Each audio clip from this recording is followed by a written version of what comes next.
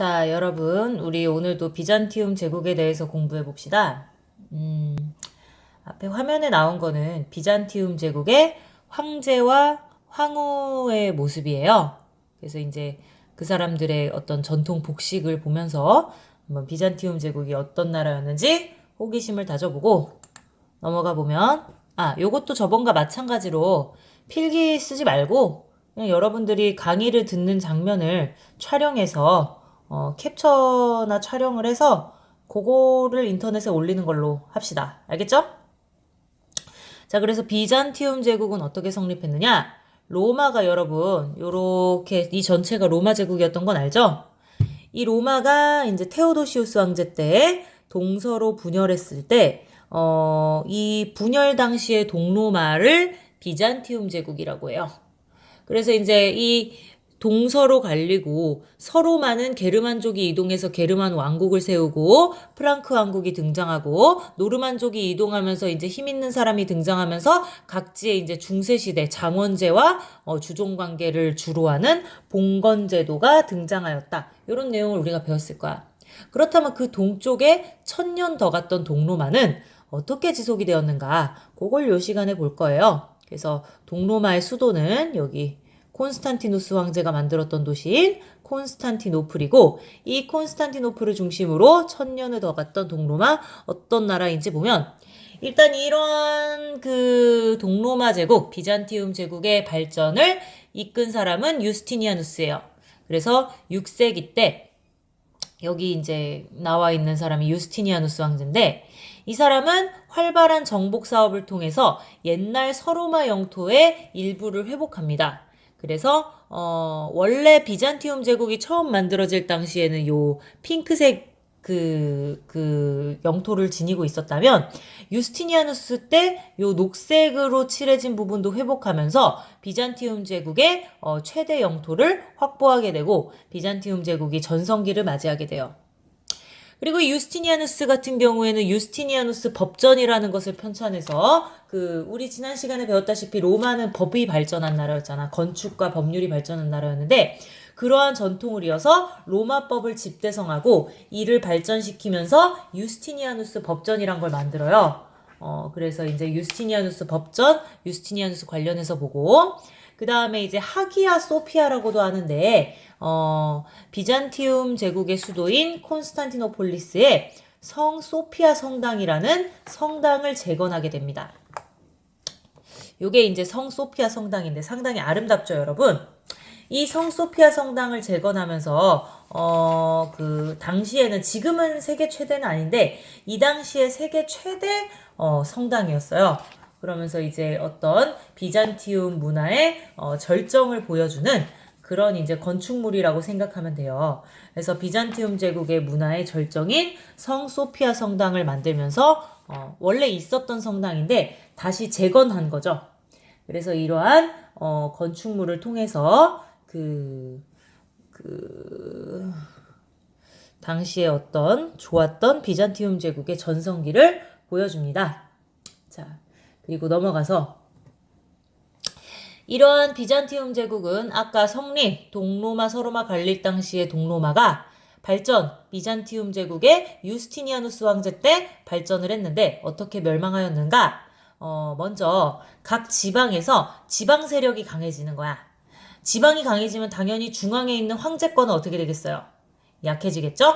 자, 그렇게 해서 지방이 강해지고 황제가 약해지고 있는 상황에서 외부에서 공격이 들어오는 거야. 그래서 셀주크 투르크와 같은 어떤 뭐라고 할까, 이슬람 세력들의 공격을 받는 거야. 이슬람 세력의 공격을 받게 되니까 이슬람 세력의 공격을 받다가 힘들게 이제 약해지면서 이제 버티고 있었는데, 결국에는 이제 셀주크 투르크가 나중에 이제 오스만 투르크로 바뀌게 됩니다. 튀르크 투르크 같은 건데 선생님이 그냥 이렇게 썼네요. 그래서 오스만 투르크 제국의 공격을 받아서 결국에는 멸망하게 됐는데, 이때가 1453년이에요. 1453년 이때 오스만 투르크 제국에 의해서 멸망을 당했고, 이 투르크 제국의 특징이 여기 나와 있는 이 터번을 쓴 사람들. 자, 그래서 이슬람교를 믿고 터번을 쓴 사람들인데, 이 튀르크 혹은 투르크라고 부르는 민족은 오늘날의 터키 민족이에요. 터키 민족.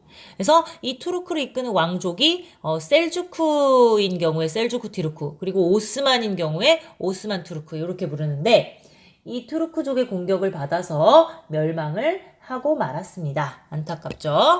넘어가서 비잔티움 제국의 특징은 첫 번째로 황제 교황주의야. 그래서 비잔티움 제국도 그 로마를 계승한 국가이기 때문에 그 크리스트교를 믿었다고. 크리스트교. 그래서 그리스도를 섬기는 크리스트교를 믿었는데 이러한 교회를 지배하는 교황의 역할을 황제가 했다는 점. 그래서 황제가 교회를 지배하는 황제 교황주의가 특징이었고, 두 번째로 수도인 콘스탄티노폴리스는 이민족의 방어에 유리한 지형이다. 그래서 이 지도를 보면 여기가 콘스탄티노폴리스잖아. 이게 이제 바다로 둘러싸여 있고 여기를 이제 사슬로 막았어. 이제 방어를 위해서. 그리고 이쪽 뒤쪽은 또 쳐들어오기 쉽지 않게 성벽을 쌓고 이렇게 해가지고 쳐들어오기 쉽지 않은 지형인 거야. 그래서 방어에 유리하고 또 동서 교통로의 중심에 위치해요. 무슨 말이냐면 여기 동쪽에서 서쪽으로 이제 무역을 할 때 어떻게든 콘스탄티노플을 지나게 돼 있는 위치였어. 그래서 콘스탄티노플이 무역 중심지에 위치해 있었기 때문에 무역이 발달했고 그래서 돈이 많았어요. 자, 그 다음에 군관구제, 둔전병제는 그냥 그런 게 있다 정도로 보고 넘어가고, 그렇게 해서 비잔티움 제국의 문화를 살펴보면 얘들아, 비잔티움 제국도 크리스트교를 믿었는데 서로마 지역에 있었던 그 크리스트교는 로마 카톨릭이라 그래요. 로마를 중심으로 해서 카톨릭을 믿어. 그리고 그 로마 카톨릭의 수장이 교황이었고, 그래서 이제 이걸 로마 카톨릭이라고 하는데, 비잔티움 제국 같은 경우에는 황제가 교회의 역할을 담당하는 황제 교황주의라 그랬죠. 그리고 이 비잔티움 제국도 이제 종교도 분리가 된 건데, 비잔티움 제국에서 믿었던 크리스트교는 뭐라고 불렀냐면 그리스 정교라고 불렀어. 그리스도를 믿는 건데 그리스 정교라고 불렀고, 또 비잔티움 제국의 특징은 뭐냐면 그리스 정교를 믿고 여기에 우리 예전에 배웠던 헬레니즘 문화와 로마 문화를 잘 보존하고 있었어요. 그래서 이러한 것들이 섞이면서 비잔티움 문화를 발생시키게 돼요. 그 특징은 첫 번째로 크리스트교 문화이다. 그리고 이거는 로마 카톨릭과는 구분해서 그리스 정교라고 불렀다. 요까지 이해됐죠? 그 다음에 방파제 역할을 하였다는 것은 뭐냐면 아까 보면은 요쪽으로 자꾸 투르크족들이 공격을 합니다. 처음에는 셀주크 투르크, 그 다음에는 오스만 투르크의 공격을 받았잖아.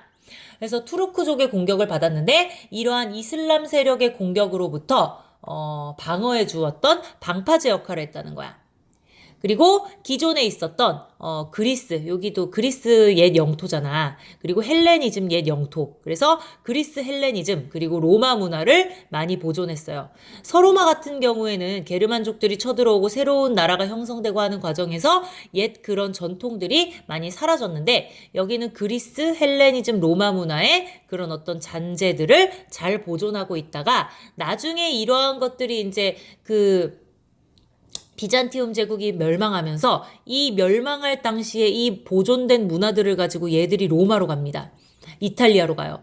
그래서 이탈리아에서 나중에 이 그리스 로마 문화의 전통을 가지고 르네상스 문화가 등장하는데 영향을 끼치게 돼요. 그리고 얘네들은 또 어떤 특징이 있냐면 이 비잔티움 제국 같은 경우는 러시아 민족에게 많은 영향을 줍니다. 요쪽 넘어가면 러시아가 있잖아요. 그래서 이 러시아 민족을 슬라브족이라고 하는데 이 지금 러시아의 모태가 되는 국가를 키예프라고 해요. 키예프 공국. 그래서 키예프 공국 등 슬라브 민족에게 영향을 주면서 나중에 이제 러시아 문화가 형성되는데 많은 영향을 줍니다. 대표적인 문화 요소들로는 아까 봤던 성소피아 성당, 그리고 러시아 문자가 탄생되는데 영향을 주는데 대표적인 러시아 문자, 키릴 문자 같은 것들이 있습니다. 오늘 수업은 여기까지 하고 내일 수업 시간에 마저 봅시다. 안녕.